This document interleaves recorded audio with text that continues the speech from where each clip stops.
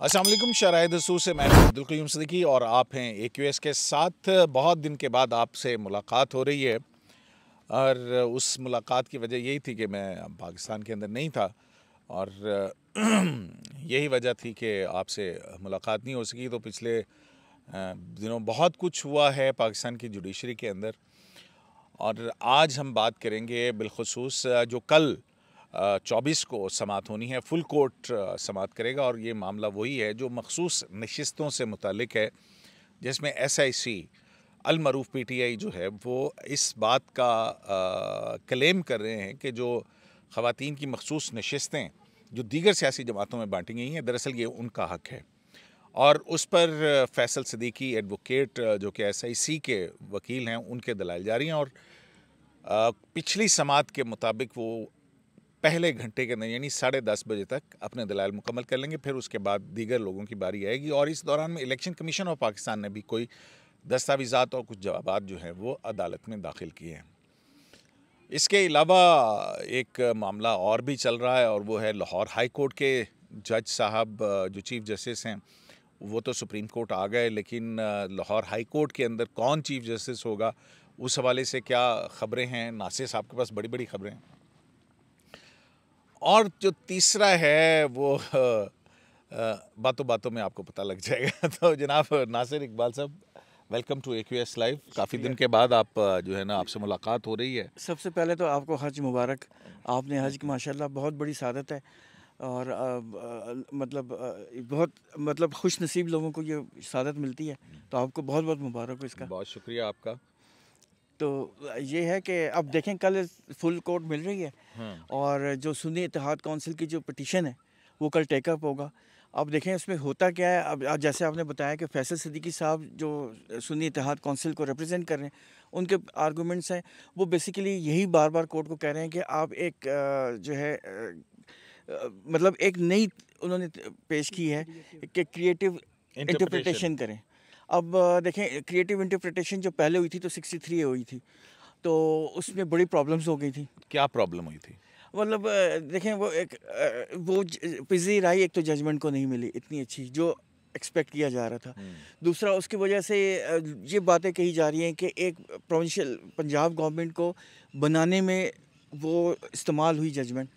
मतलब यही कहा जा रहा है ना कि चौधरी परवेज़ इलाही को बना के दी गई थी उसके ज़रिए, क्योंकि उसमें ये कंडीशन थी ना कि जिन लोगों ने ऑथर जज कौन थे उसके?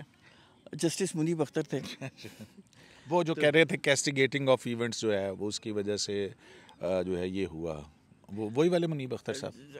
जस्टिस मुनीब अख्तर बहुत अच्छे जज हैं, स्कॉलरी जज हैं और वो बड़ी दूर की कौड़ी लाते हैं, लेकिन मतलब इतनी दूर की लाते हैं कि आईन ही बदल देते हैं। लेकिन 63A को पज़ीराई नहीं मिली। ये बात है क्योंकि लोग यही कहते हैं कि जिस जो भी जहाँ भी हम बैठे लोग यही बात कहते हैं कि ये वो जजमेंट है जिसको हम reading in of the constitution कहते हैं, यानी कि जो माने अखज़ किए गए।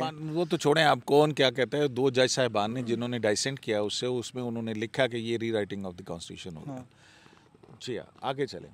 तो अब लेकिन इसमें इंटरेस्टिंग बात यह है कि इलेक्शन कमीशन ऑफ पाकिस्तान ने कल एक जवाब जमा कराया है जो यकीनन कल टेकअप होगा। Sikandar Bashir Mohammad election commission of Pakistan को रिप्रेजेंट कर रहे हैं, तो कल हो सकता है उनको मौका मिले आर्गूमेंट्स करने का। वैसे सुप्रीम कोर्ट ने 2 दिन रखे हैं इस केस के लिए, कल और परसों। तो उस पर उन्होंने ये कुछ मतलब उन्होंने जो उसका जवाब दिया है, एक तो इसमें क्या है कि जो कॉन्स्टिट्यूशन की आर्टिकल 51(6) है C या D और 56(C) और 104, उसके अगर हम कंटेम्पलेशन करें तो उसके तहत सुन्नी इत्तेहाद काउंसिल जो है ना वो एक पॉलिटिकल पार्टी के जो मानी है उसमें नहीं आती, क्योंकि ये वो पॉलिटिकल पार्टी है जिसने एक जनरल सीट भी नहीं जीती और ये एक रिक्वायरमेंट है कि आपको जनरल सीट जो इलेक्शन होते हैं उसमें कम से कम एक सीट आपने जीतनी ही जीतनी है, लेकिन ये वो है जिसमें नहीं जीती। दूसरा, इसमें ये जो पार्टी है इसमें जितने मेंबर्स हैं ये PTI के हैं, लेकिन जब उन्होंने अपने नॉमिनेशन पेपर्स दिए थे तो उन्होंने सर्टिफिकेट दिया था कि हम PTI नज़रियाती को बिलोंग करते हैं। ठीक। लेकिन बाद में उन्होंने वो वापस भी ले लिया ऑन ओथ। तो इसलिए इलेक्शन कमीशन ऑफ पाकिस्तान ने उनको इंडिपेंडेंट डिक्लेयर कर दिया था, और इंडिपेंडेंट पार्टी जो मेंबर्स हैं उनको 3 दिन के अंदर शामिल होना किसी सियासी जमात में। और SIC ने कोई लिस्ट भी नहीं दी, ये ध्यान में रखें। फॉर्म 66 कहते हैं उसे। वो 3 दिन के अंदर अंदर आपने अपनी प्रायोरिटी लिस्ट देनी होती है कि आपको विभिन्न सीट्स के लिए कौन कौन से कैंडिडेट्स आपने चुने, जो जिनको आपने मतलब कुछ दिए जाते हैं, अपनी प्रायोरिटी लिस्ट देनी है। और नॉन मुस्लिम्स के लिए। अब इलेक्शन कमीशन ऑफ पाकिस्तान का ये कहना है कि कॉन्स्टिट्यूशन की जो कुछ रिक्वायरमेंट है, एक तो जनरल सीट्स उसने जीती हो, दूसरा उसमें ये होता है कि जो इलेक्शन में हिस्सा लिया हो, जनरल सीट जीती हो, पॉलिटिकल पार्टी के तौर पर रजिस्टर्ड हो, या फिर आप रिजर्व सीट्स में आ रहे हो। उसके अलावा कोई चौथा क्राइटेरिया नहीं है, और ये वो चौथा क्राइटेरिया ये कॉन्स्टिट्यूशन में इनविसेज नहीं है, यानी कॉन्स्टिट्यूशन में ये लिखा हुआ नहीं है, और आप इसको रीराइट भी नहीं कर सकते या रीड इन भी नहीं कर सकते, ये भी उन्होंने कहा है। ठीक है, मतलब क्रिएटिव इंटरप्रिटेशन नहीं कर सकते जो फैसल सिद्दीकी साहब मांग रहे हैं SIC के वकील। और एक जो उनका पॉइंट है जो वो भी काफ़ी वज़नी, मुझे तो ये काफ़ी वज़नी लगा। वो ये कहते हैं कि जो उनका अपना कॉन्स्टिट्यूशन है SIC का, वो मुस्लिम अडल्ट के बारे में कहता है कि सिर्फ मुस्लिम अडल्ट ही उनका मेंबर हो सकता है, और नॉन मुस्लिम उनका मेंबर नहीं हो सकता। जब नॉन मुस्लिम मेंबर उनका मेंबर नहीं हो सकता, तो फिर वो रिजर्व सीट क्यों मांग रहे हैं? ये उनका मतलब ये उनका एक आर्गूमेंट है। तो चलें नासिर साहब, वो ये कहेंगे नॉन मुस्लिम ना दो, बाकी तो रिजर्व तो दे दो, वुमेन दे दो। वुमेन तो दे दो। अच्छा, हाँ जी।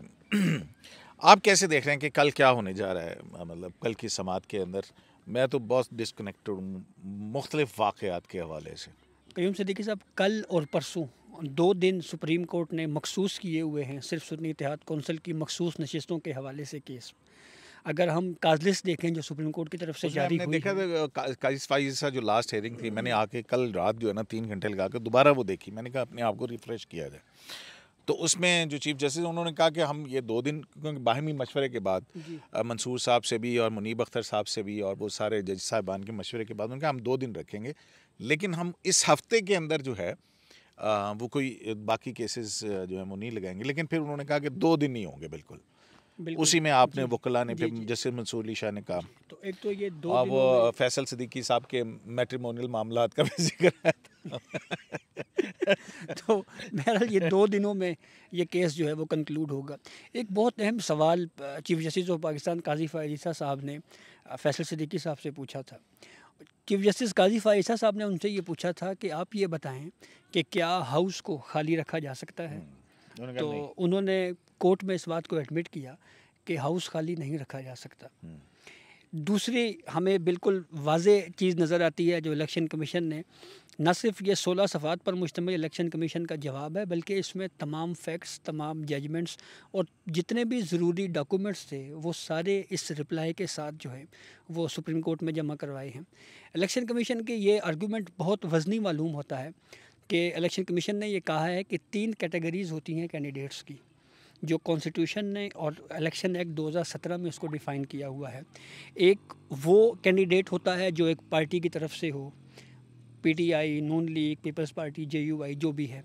एक कैंडिडेट होता है जो मुकम्मल आज़ाद होता है, और एक फिर वो मेंबर होता है जो रिज़र्व सीट्स के ज़रिए जो है उसको नशस्तें मिलें। ठीक हो गया। तो इलेक्शन कमीशन और कोई इलेक्शन कमीशन ने ये कहा है कि चौथी ना कोई नस्ल है और ना ही कोई कैटेगरी है, और ये जो कॉन्सेप्ट दिया जा रहा है कि ये PTI बैक्ड कैंडिडेट्स हैं, ये ना ही ये कॉन्सेप्ट है और ना ही ये लेकिन इलेक्शन कमीशन तो अपने उस फैसले को जस्टिफाई करेगा ना नासिर साहब, जो फैसल सिद्दीकी साहब ने पढ़ा था कि जनाब हम क्यों इन्होंने हमें इंडिपेंडेंट कहा, तो वो लेकिन ये उन्होंने नहीं बताया था कि नज़रियाती के सर्टिफिकेट्स जो हैं वो देने के बाद उन्होंने विड्रॉ कर लिए थे। ये फैक्ट नहीं बताया, ये फैक्ट नहीं बताया। और इलेक्शन कमीशन ने अपने जवाब में ये कहा है कि जो पार्टी सर्टिफिकेट PTI नज़रियाती, जो मेरे ख्याल में इंतखाबी निशान शायद उनका बल्लेबाज का था, तो वो जो वापस लिया गया वो रज़ाकाराना तौर के ऊपर अपनी ख्वाहिश के मुताबिक उन्होंने कहा कि अब हम ये पार्टी जो सर्टिफिकेट आपको जमा करवाए हैं इलेक्शन कमीशन में, ये हम वापस ले रहे हैं। तो फिर उसके बाद इलेक्शन कमीशन ने उनको हसन अज़हर रिजवी साहब ने ये बल्लेबाज वाला इशू उठाया था। उन्होंने उठाया था। तो इसके ऊपर जस्टिस शाहिद वहीद साहब भी उनकी भी ये ऑब्जर्वेशन है। उन्होंने ये कहा है कि जब इलेक्शन कमीशन का फैसला आया तो उस फैसले को किसी भी और कोर्ट में चैलेंज नहीं किया गया, और वो यहाँ पे चैलेंज ही नहीं है और वो फाइनलिटी इख्तियार कर चुका है। तो अब ये चीज़ मेरे ख्याल में तो क्लियर हो गई है कि ये लोग आज़ाद उम्मीदवार थे। तो अब क्वेश्चन जो है वो सुप्रीम कोर्ट ने ये डिसाइड अब करना है कि इस केस को जो है वो फर्दर आगे बाकी जाएंगी कि नहीं जाएंगी, किसी को मिलेंगी या नहीं मिलेंगी। तो नासिर साहब ये इतना मुश्किल तो नहीं है मामला। क़य्यूम साहब, एक बात तो है जो जस्टिस मंसूर अली शाह साहब ने पहले दिन की थी कि अगर एसआईसी को नहीं मिलेंगी, नहीं उन्होंने कई बातें की थी। हाँ, उन्होंने कहा था कि जो आइन के अंदर 3 दिन दिए गए हैं ना, वो दोबारा दे दें कि भाई इनको फिर ऑप्शन दे दिया जाए, मतलब क्लॉक वापस ले जाएं, घड़ी को पीछे ले जाएं, जिस तरह 9 मई की लेके गए थे, बेल वहाँ से होगी और फिर शुरू होगा वो होगा। और बिल्कुल उसी तरह से जैसे जनरल बाजवा साहब की एक्सटेंशन के लिए जो है वो 6 महीने दे दिए गए थे। तो क्या सुप्रीम कोर्ट ये 3 दिन वाली जो घड़ी वापस घुमा सकती है? ये क्रिएटिव इंटरप्रिटेशन होगी या इसको एडीआर कहेंगे? ये क्या कहेंगे इसको, मतलब पंचायती नौयत का फैसला होगा, क्या होगा ये? देखें, पहली बात तो ये कि इलेक्शन कमीशन ऑफ पाकिस्तान ये कहती है और ये हमेशा से कह रही है कि हम कॉन्स्टिट्यूशनल बॉडी हैं, मतलब हम कोई स्टैट्यूटरी बॉडी नहीं है, कॉन्स्टिट्यूशनल बॉडी है। ठीक है, कहती क्या मतलब कॉन्स्टिट्यूशन के अंदर लिखा है बिल्कुल कॉन्स्टिट्यूशनल बॉडी है। तो जो हमारा लेकिन नासिर साहब ये भी तो है ना कि मुनसिफाना, आज़ादाना और शफाफ इंतखाबात भी तो कराना इलेक्शन कमीशन की जिम्मेदारी है ना। वही कह रहा हूँ ना, वो कॉन्स्टिट्यूशनल बॉडी है ना, और जिम्मेदारी उनकी है इलेक्शन कराने की। और इलेक्शन में कोई गड़बड़ होती है या कोई कि जिस तरह 63A का मतलब कुछ और बदल गया, अगर इस तरह की कोई बात हो जाएगी तो सारी रिस्पॉन्सिबिलिटी सुप्रीम कोर्ट की तो नहीं आएगी ना, वो तो फिर इलेक्शन कमीशन ऑफ पाकिस्तान की आएगी। अच्छा, उन्होंने वो बोझ उठाना है। तो दूसरी तरफ जो है जस्टिस मुनीब अख्तर जो कहते हैं कि वो ये गलतियों का झरना था जिस पर रबर स्टैंप किया सुप्रीम कोर्ट ने, बल्ले वाले निशान, उसको तो फिर वो असल में जनवरी 13 का डिसीजन है ना, जिसमें वो ये तो उसको हिट कर रहे हैं, वो चैलेंज है यहाँ। वो चैलेंज नहीं है, फील्ड में है वैसे। नहीं वो जजमेंट फील्ड में है, जजमेंट तो फील्ड में है, लेकिन वो उसके कोई रिव्यू नहीं है, उसका तो उल्टा नुकसान हो जाएगा, उसकी कोई अपील नहीं है। तो लेकिन अब देखें, अब बात दरअसल है जब आप जो मर्जी कहें, लेकिन रिवर्स तो नहीं हो सकता ना, जो हो गया सो हो गया। वो आपको देखें, पॉलिटिकल पार्टीज़ को हम लोग यही तो मैं कहने की कोशिश कर रहा हूँ कि मैच्योरिटी होनी चाहिए, उनको ये पता होना चाहिए पॉलिटिकल पार्टी या लीडर्स जो हैं वो आगे देखते हैं, पीछे नहीं देखते। अच्छा नासिर साहब, फ़र्ज़ करें, एक फ़र्ज़ कर रहा हूँ, मफरूज़ा है कि अगर ये हो जाता है कि जी ये SIC को दे दें, जी आप सीटें कितनी सीटें हैं, उसका इफ़ेक्ट क्या होगा हाउस के अंदर? नहीं, मुझे एग्जैक्टली अब ये याद नहीं आ रहा कि उनको कितनी मिलेंगी सीटें। 23 सीट्स हैं नासिर साहब, जो 23 नेशनल असेंबली में है ना, नेशनल असेंबली में है ना। हाँ, उसमें से कुछ नेशनल असेंबली में ही फ़र्क पड़ेगा, बाकी तो किसी असेंबली में कोई फ़र्क नहीं पड़ता। देखें, कुछ जाएंगी नून को कितनी, मुझे अब याद नहीं आ रहा। नहीं ये 23 की 23 फिर जाएंगे ना उनकी, क्योंकि ये 23 सीटें हैं जो कि अंडर क्वेश्चन है, जो इजाफी लेफ्ट ओवर जो हैं, बाकी तो उनको उनकी मुतनासिब नुमाइंदगी के मुताबिक मिल गई ना। ये वो थी जो बाकी पार्टियों में तकसीम हुई, जैसे कि PMLN को 6 मिली, JUI को 2 मिली, या उसको एक्स्ट्रा PTI को पीपल्स पार्टी को, MQN को मिली। कंट्रोवर्सी यही आ रही कि ये तो बात तय है कि इंडिपेंडेंस को नहीं मिल सकती, लेकिन आप जो सवाल कर रहे हैं कि फिर क्या होगा, तो जो जस्टिस मंसूर अली शाह साहब की, मैं तो ये सवाल कर रहा हूँ कि फ़र्ज़ करें सुप्रीम कोर्ट ने दे दी, तो उसका इफ़ेक्ट क्या होगा? क्या हुकूमत के पास 2/3 आ जाएगी, ख़त्म हो जाएगी या आ जाएगी?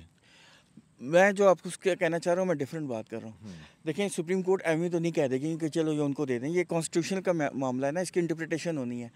तो मैं वही बता रहा हूँ ना कि SIC को तो नहीं मिल सकती, लेकिन क्या ये दूसरी पॉलिटिकल पार्टी को मिल सकती है? यही तो फड्डा चल रहा है ना, यही कंट्रोवर्सी है, यही सुप्रीम कोर्ट ने डिसाइड करना है। तो अब अब इसका मुझे नहीं पता कि क्या होगा।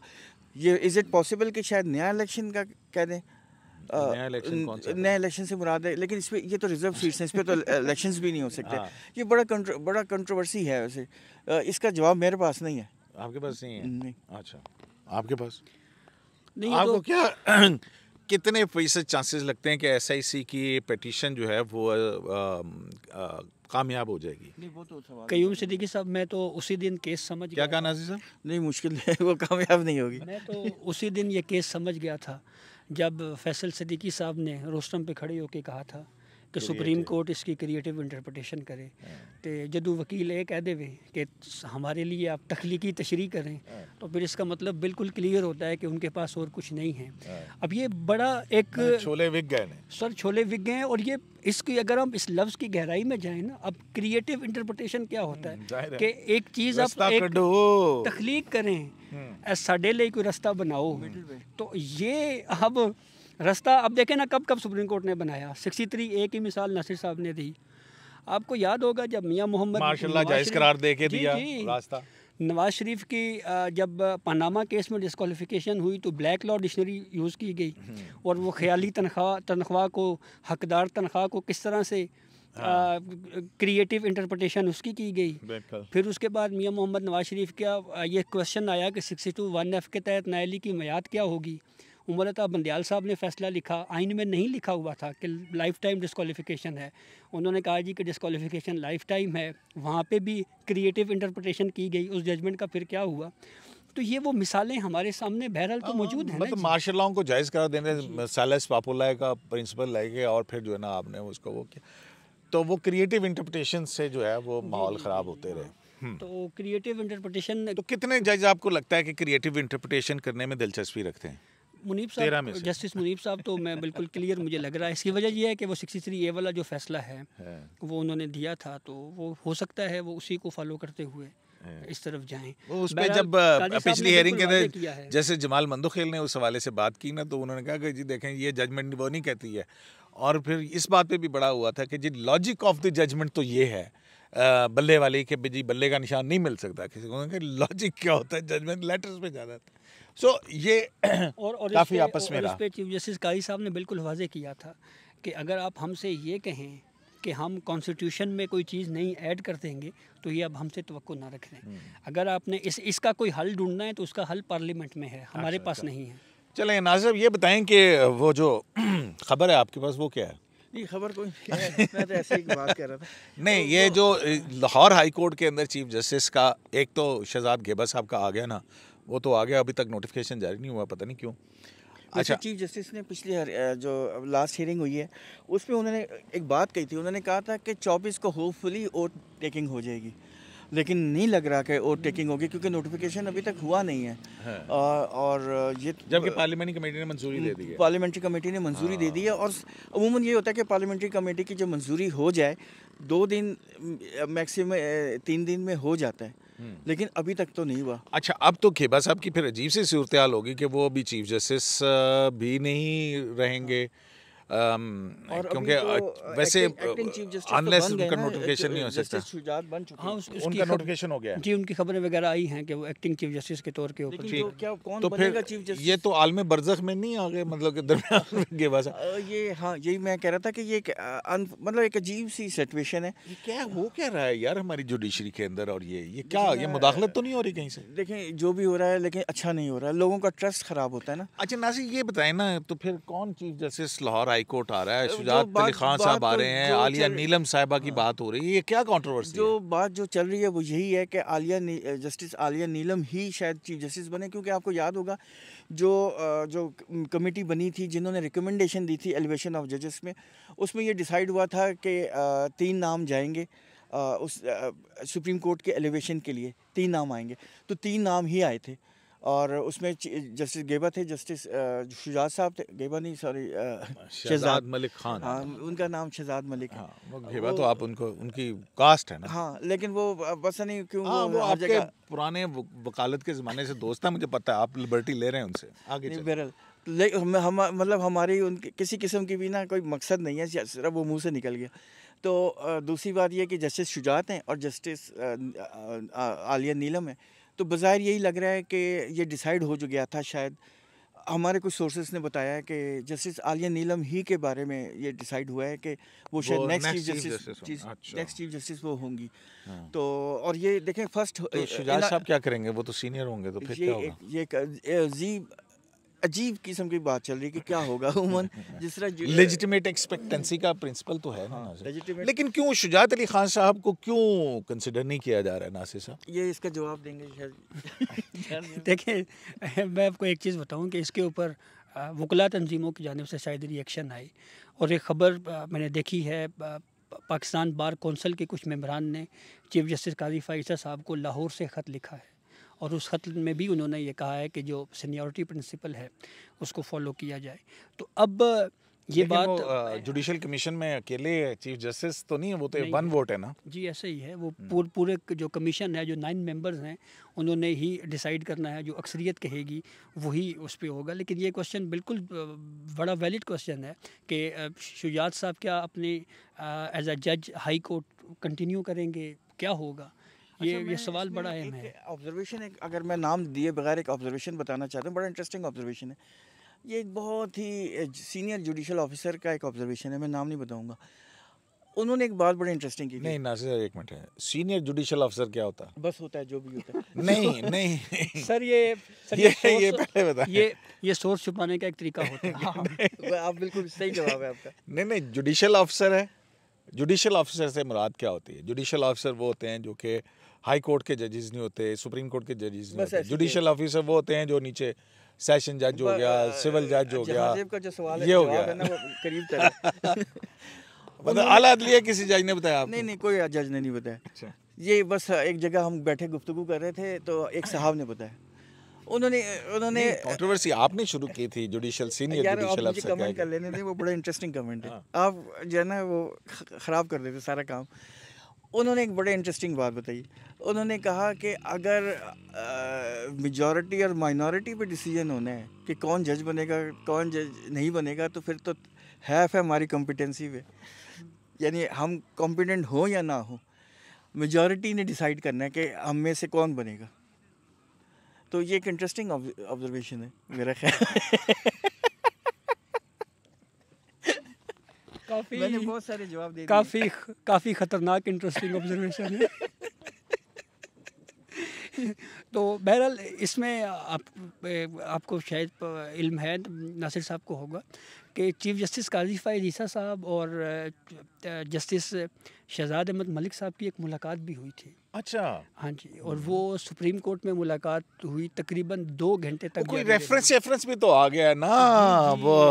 हाँ, वो रेफरेंस पे ये है जी कि उनकी मुबैना तौर के ऊपर जो इल्ज़ाम है, और जो इस्लामाबाद हाई कोर्ट में भी केस पेंडिंग है, वो ये है कि शहजाद अहमद मलिक साहब की बेटी जो है वो कोई गाड़ी चला रही थी, और जो सवान के करीब जो पुल है उससे गाड़ी गुजरते हुए 2 लोग नीचे आए, उनकी डेथ हो गई। तो इस जो कंप्लेंट जुडिशल काउंसिल में भिजवाई गई है, उसमें इल्ज़ाम ये है कि ऑफ़िस का इस्तेमाल किया गया है लाहौर हाई कोर्ट का, और मिस यूज़ ऑफ ऑफिस का इस्तेमाल करते हुए जिस गाड़ी ने उन 2 लोगों को हिट किया, उनकी उस गाड़ी की सुपुर्दारी करवाई गई, और फिर इस जो इन्वेस्टिगेशन है इसके ऊपर मुबैना तौर के ऊपर असरअंदाज होने की कोशिश की गई है। शायद रिजेक्ट भी हो गई है, मुझे थोड़ा सा भूल रहा है, कुछ इस तरह की भी बात है कि शायद रिजेक्ट भी हो गई है। अच्छा, तो ये वो रेफरेंस की वो है, तो उस पे कोई नासिर साहब, ये तो आपने अंदर की खबर आपको पता होती है, ये कुछ सुप्रीम जुडिशल काउंसिल की भी कोई मीटिंग शीटिंग कुछ स्केड्यूल है आगे कहीं? देखें, ये जो अभी तक नोटिफिकेशन नहीं हुआ, आप अगर डॉट्स मिलाएं तो ये कोई मतलब कोई इसी तरह की बात उसी डायरेक्शन की साइड पे जा रही है। और आपको मालूम है कि काजी जो चीफ जस्टिस ऑफ पाकिस्तान है वो कोई चीज़ पेंडिंग नहीं रखते। और आपको याद है कि उन्होंने एक दफ़ा बताया भी था कि 100 के करीब रेफरेंसेस आए हुए हैं जो मैंने डिफरेंट जजेस को ओपिनियन के लिए भेज दिए हैं। तो वो तो वैसे ही कोई काम ख़त्म। तो आप लोगों की, मैंने सुना है कि वो सुप्रीम कोर्ट प्रेस एसोसिएशन की ओथ टेकिंग सेरेमनी थी, मैं तो नहीं था वहाँ पे। इस हवाले से एक शख्स ने एक बड़ी प्यारी सी बात की थी, वो मैं आपको ऑफ द कैमरा बताऊंगा। अच्छा, तो उस मीटिंग में कोई बातचीत हुई कि जी सुप्रीम जुडिशल काउंसिल की मीटिंग कब हो रही है? अच्छा, कोई ओपिनियंस आई हैं, नहीं आई हैं? बहुत सारे बातें हुई, मतलब बातें सवाल किए गए थे तरीके से, जवाब किसी का भी नहीं आया था। अच्छा, आपने क्या सवाल किया? नहीं, वो डिफरेंट बातें। अच्छा, आप बताएं क्या बातें हुई थी? नासिर साहब थे नहीं मुख्तलिफ, मसलन अगर आप पूरी मीटिंग का अगर मैं अहवाल बयान करूँ तो चीफ जस्टिस काजी फ़ाइज़ ईसा साहब आए, और उनके हाथ में डॉन अखबार या दीगर अंग्रेज़ी अखबारात के वो लिखे हुए आर्टिकल्स थे, उनके अपने वो उनके हाथ में थे, और उन्होंने सबसे पहले पूछा कि मुझे ये बताएं कि इस सुप्रीम कोर्ट कवर करने वाला इस वक्त जो हमारे पास मौजूद हैं लोग, सबसे सीनियर जर्नलिस्ट कौन है? तो किसी ने कहा जी नासिर इकबाल साहब हैं। तो उन्होंने कहा जी नासिर साहब कितना वक्त हो गया है आपको सुप्रीम कोर्ट कवर करते हुए? तो नासिर आपने शायद 30 साल का कहा था। मैंने ओवरऑल 30 का किया था, वैसे सुप्रीम कोर्ट में इतना 30 साल नहीं हुआ, लेकिन मैंने कहा था मेरे 30 साल वैसे जर्नलिस्टिक एक्सपीरियंस है। तो फिर काजी फ़ाइज़ साहब ने अपने आर्टिकल्स दिखाए और कहा जी कि मैं 86 और 87 से जो है मैं लिख रहा हूँ और बस आपका सिर्फ यही एक्सपीरियंस है। तो फिर आप मुझे बताएं कि फिर ज़्यादा सीनियर कौन हुआ? फिर उन्होंने आर्टिकल्स दिखाए और उन्होंने सब आर्टिकल्स के नाम लेके बताया हमें, और उनमें से कुछ को पढ़ के भी सुनाया। मीडिया लॉस के ऊपर पहली किताब भी काजी साहब ने ही लिखी है, और ये भी कहा कि मनोवन किसी और साहब ने भी वो किताब लिखी है। बल्कि उन्होंने अपनी प्लेजरिज्म किया है। उन्होंने अपनी वालदा का भी जिक्र किया है कि उन्होंने भी एक आर्टिकल लिखा था और वो भी पब्लिश हुआ। तो ये वो जी हाँ, वो जो काजी साहब का इंटरव्यू हमने किया था 3 साल पहले किया, उसमें है, उसमें भी उन्होंने बताया था, उन्होंने सारे उनके। तो अच्छा, बाकी फिर क्या हो?